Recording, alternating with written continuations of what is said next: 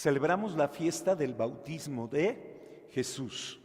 Y quiero compartir con ustedes un poema de un gran místico que se llama Charles Pegot. Charles Pegot, un místico francés que tuvo una conversión muy profunda y escribe este hermoso poema sobre el bautismo. Todo lo pequeño es lo más bello y lo más grande. Todo lo nuevo es lo más bello y lo más grande. Y el bautismo es el sacramento de los pequeños. Y el bautismo es el sacramento más nuevo. Y el bautismo es el sacramento de lo que comienza. Todo lo que comienza tiene una virtud que ya no se vuelve a encontrar. Una fuerza, una novedad, un frescor como el alba. Una juventud, un ardor, un impulso, una ingenuidad, un nacimiento que ya no se encuentra otra vez. El primer día es el más bello de todos, el más grande.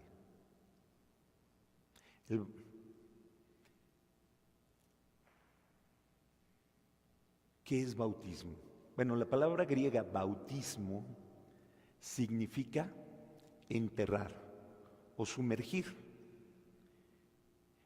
Cristo, escuchamos en el Evangelio de hoy, fue bautizado por Juan el Bautista.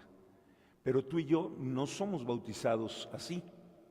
Juan el Bautista bautizaba con agua, pero sin Espíritu Santo.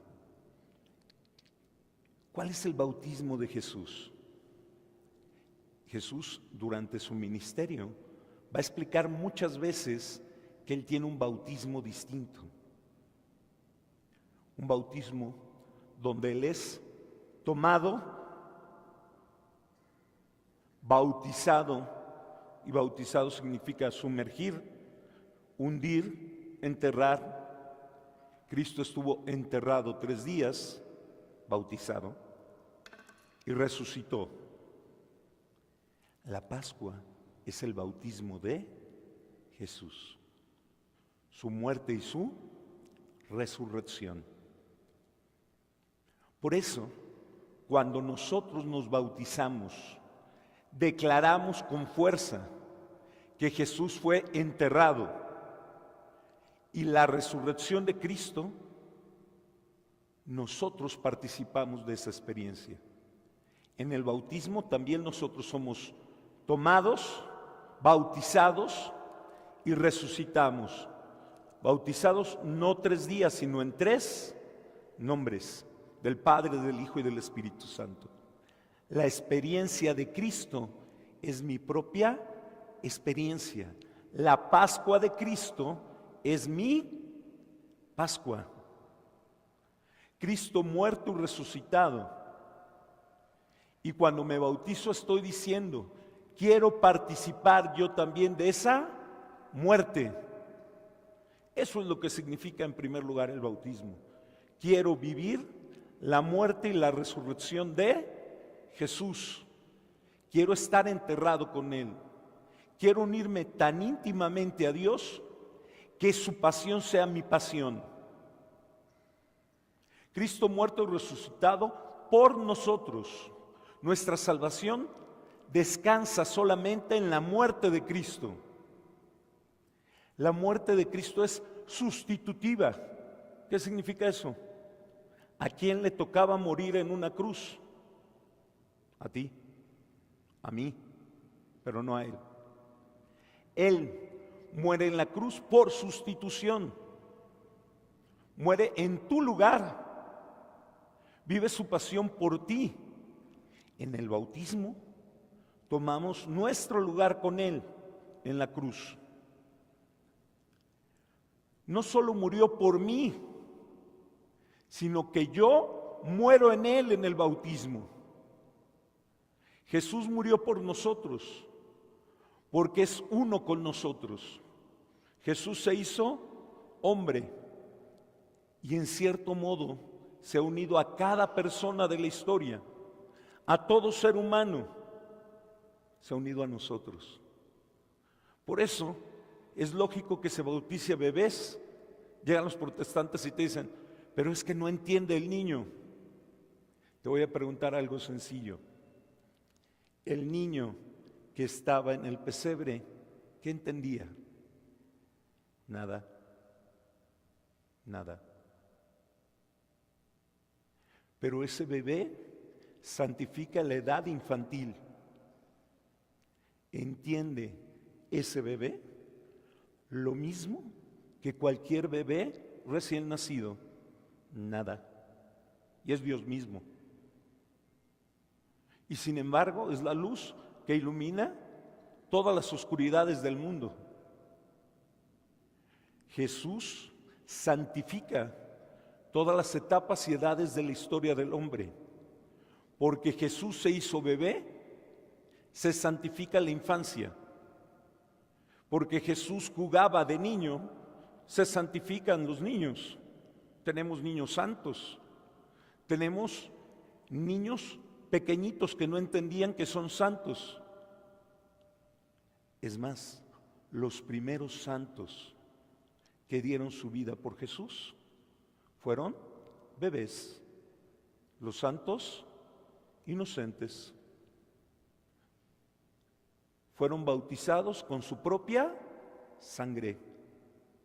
¿Cómo podemos decir que no se puede bautizar un niño si los primeros testigos del nacimiento de Cristo que derramaron su sangre fueron bebés?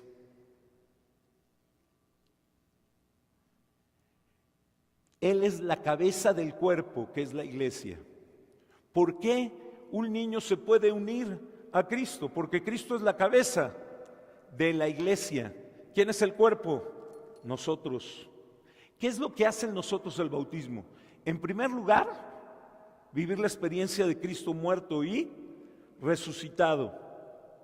Y porque yo he muerto en Cristo, el Padre ve en mí a su Hijo amado.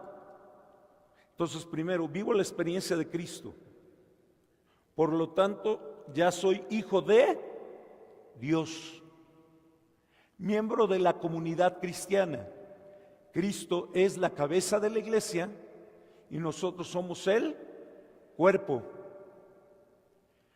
Y por lo tanto, no puede haber ya pecado original. Miren, antes de bautizarte, señalo allá porque está la pila bautismal, ¿verdad? Antes de bautizarte, tú eras hijo de Adán. Después de bautizarte, eres hijo de Dios. Hay una relación natural entre Adán y nosotros. El pecado de Adán es también mi pecado. La gracia del nuevo Adán es también mi nueva gracia en mi nueva vida. ¿Por qué tenía que morir en una cruz? Porque si Cristo es la cabeza de la iglesia, la cabeza que no pecó sufre las consecuencias de los pecados de los miembros de su cuerpo. Él es la cabeza, nosotros el cuerpo. Nosotros pecamos, Él experimenta sin culpa nuestras consecuencias de nuestros errores por elección. Él ha elegido morir por nosotros. Así también, como acepto con gozo en el bautismo su muerte, también acepto con gozo su resurrección, su vida. Me alegro en Él. Yo he muerto y he resucitado. Tan unido a Jesús me considero que su muerte es mi muerte, su resurrección mi resurrección, y todo cambia. Doy un ejemplo. Piensen en los primeros cristianos, los primeros creyentes romanos.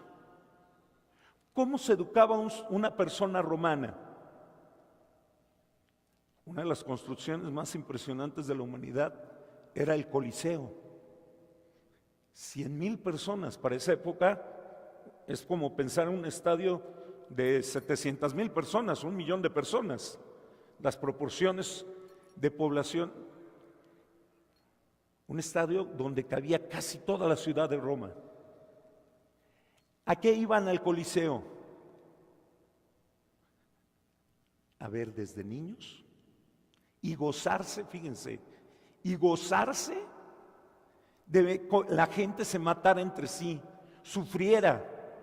¿Cómo crecía un romano? Viendo sangre, no en una pantalla, en la vida verdadera. Y se gozaban, así como cuando un mexicano va a las luchas libres y gritan y uno deja de reconocer a las personas porque gritan y esto y lo otro. Los romanos se gozaban de la muerte, de ver a alguien hacer sufrir a otro. Ese mismo romano, cuando conocía el mensaje de amor de Cristo y se bautizaba, verdaderamente moría. Le decían después, vamos al Coliseo, porque además en el Coliseo la entrada era casi gratuita y hasta de comer les daban. Circo y teatro, ¿verdad? Y decían los cristianos, no. Y todos, ¿cómo que no? Yo estoy muerto a eso. Ya esa no es mi vida. Pero es que ya cambié. Y por eso después los que morían en el Coliseo eran los cristianos. Esos mismos que antes se gozaban de ver la tortura de otras personas, ahora se gozaban de alabar a Cristo y de morir por Él. Morir con Cristo significa morir, ser persona nueva, dejar atrás mis vicios, mis errores, mi pecado, mi pasado, para resucitar con Él. Dejar el antiguo Adán para asumir el nuevo Adán, la vida en Cristo. Porque he muerto, nuestros primeros cristianos morían. Nosotros, desde que somos bautizados, somos criaturas nuevas. ¿Cuándo empieza la resurrección para ti? El día de tu bautismo. Por eso Jesús dice, está dormido. Ya somos gente resucitada.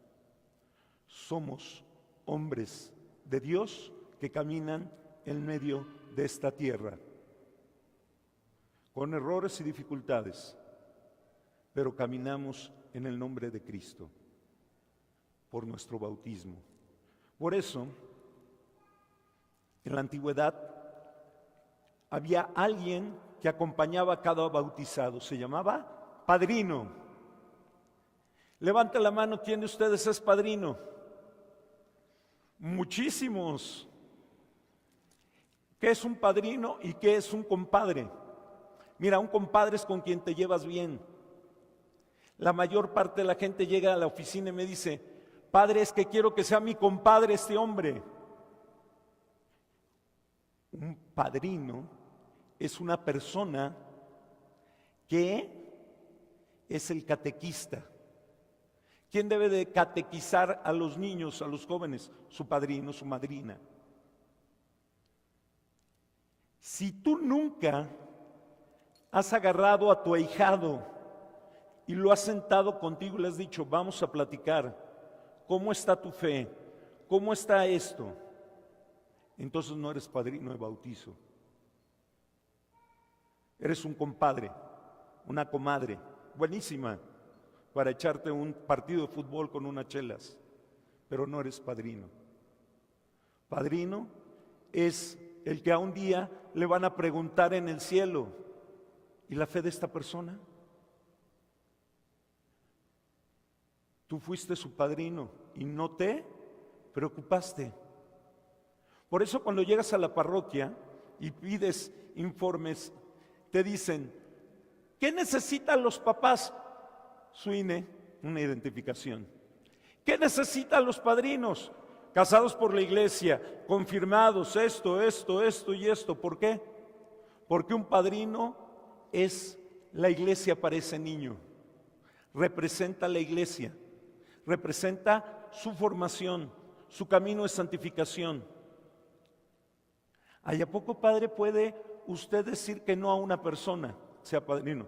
Por supuesto, para ser padrino, no compadre, para ser compadre se necesitan unas chelas, para ser padrino se necesita idoneidad. Hace unos días vino una persona con muy buena intención y me dijo: padre, quiero dar un curso en la iglesia. Solo le hice una pregunta: dime los mandamientos. No se lo supo. Dije: ¿cómo puedes dar un curso en la iglesia si no te sabes ni los mandamientos? Bueno, lo mismo. ¿Cómo puedes decir que eres padrino si nunca has llevado a misa a tu ahijado? Si nunca has hablado con ella o con él de la fe. Vivamos nuestro bautismo. Enterrados con Cristo, resucitamos con Él. Su muerte es mi muerte, su resurrección, mi esperanza. Terminando la misa, vamos a destapar la pila bautismal para que quien quiera, hoy es el último día de Navidad, por eso está el nacimiento, se acerquen y personalmente tomen agua bendita y se hagan la señal de la cruz, renovando su propio bautismo.